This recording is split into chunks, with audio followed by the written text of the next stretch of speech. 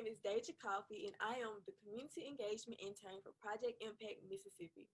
This evening will be our second installment of a three-part series as we discuss the open enrollment of Project Impact Mississippi Build Your Own Scholarship Initiative.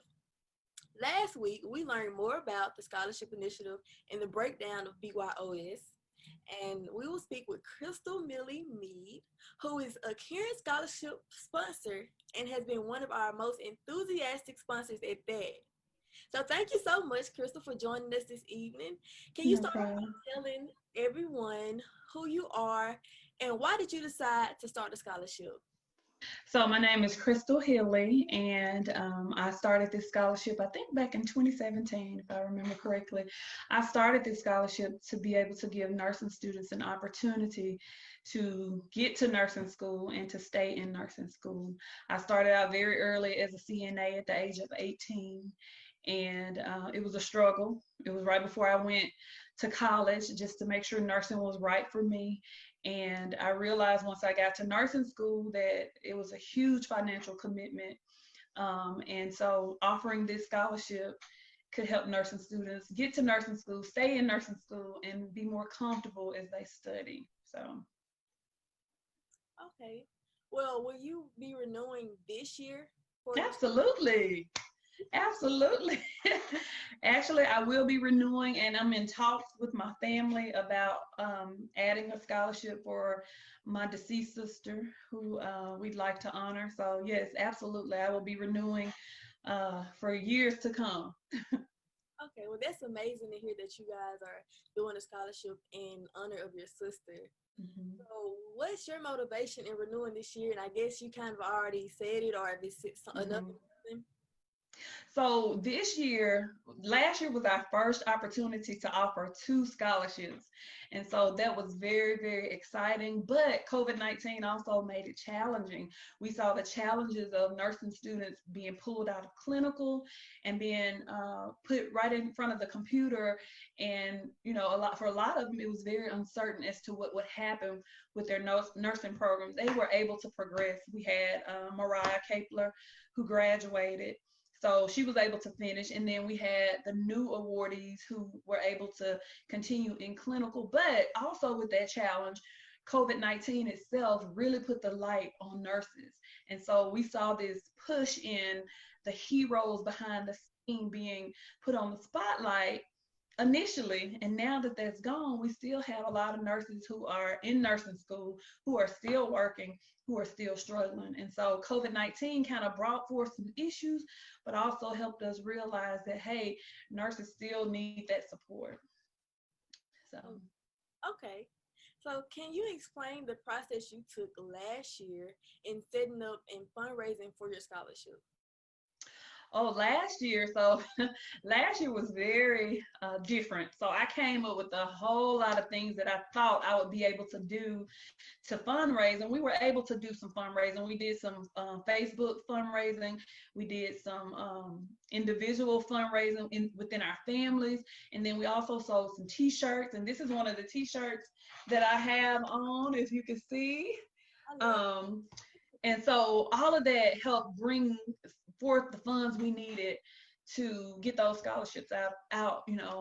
But I think just like with any other thing, it comes down to the very basics. And that's number one, people knowing who you are, trusting who you are, and being willing to support that. And so for me personally, I love that people are willing to trust me with what they're doing. And I can absolutely trust Project Impact to absolutely take care of everything I need them to take care of with my scholarship.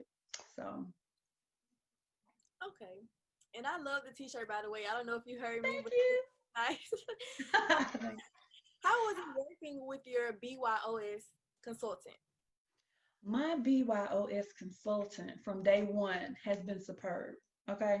I have not had an issue. And even when it came down to helping me decide like my logo and scholarship requirements, just having that level of expertise to say, hey, this is what we've seen in the past. And I think it would be beneficial for us to consider these things.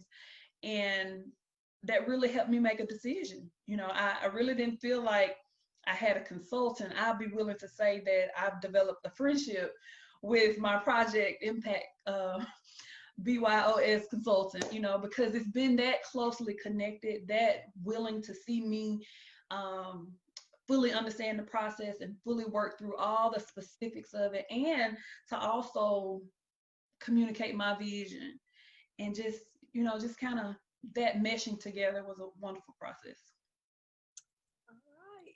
So I hear that you have done some really cool things with your scholarships marketing, putting a creative spin on it. What are some Yes. things that you've done to let everyone know about your scholarship? So the t-shirts for one, and then for two, and I don't have a mug with me, but I had some tumblers that I had made with a scholarship name on the front, and I offered those to family members who were willing to make a minimum donation. I also, the new awardees for this year, they got a t-shirt, they got that tumbler, and then they got a welcome letter from us just expressing how we feel about them, how we feel about nursing, how we even feel about COVID-19 and not really being able to touch them. In the past, I've shown up to my scholarship awardees with my family, all of us in t-shirts, dressed out, and just welcoming them into our family.